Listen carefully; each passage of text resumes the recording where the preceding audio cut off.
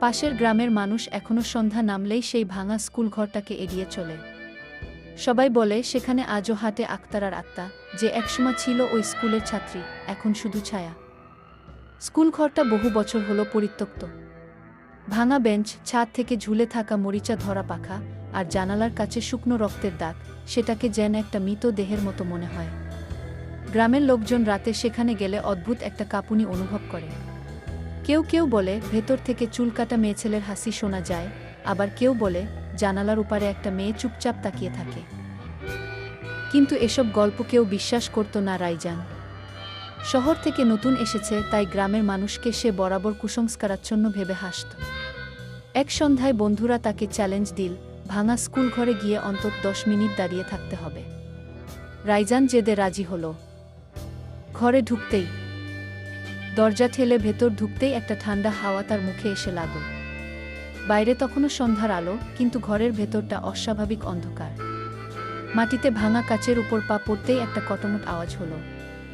হঠাৎ কোথা থেকে যেন ভেসে এলো শুকনো একটা হাসির শব্দ, খুব হালকা কিন্তু স্পষ্ট। রাইজান নিজের মনকে বোঝাল, হয়তো ইঁদুর বা বাতাস। সে এগিয়ে গেল ক্লাসরুমের ভেতরের দিকে।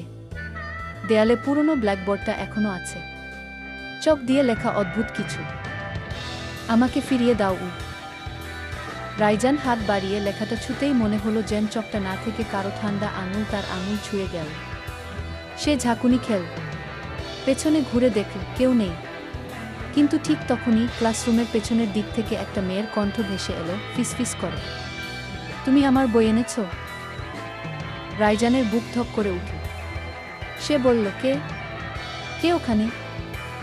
জবাব এল না, শুধু দরজাটা ধীরে ধীরে বন্ধ হয়ে গেল নিজে নিজেই। অন্ধকারে মেয়েটি।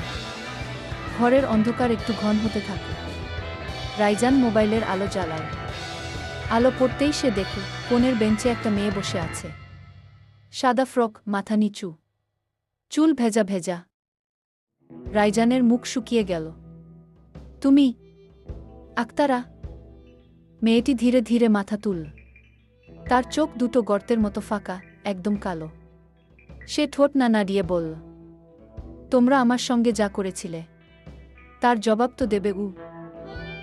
হঠাৎ রাইজান বুঝল এটা মানুষ নয়।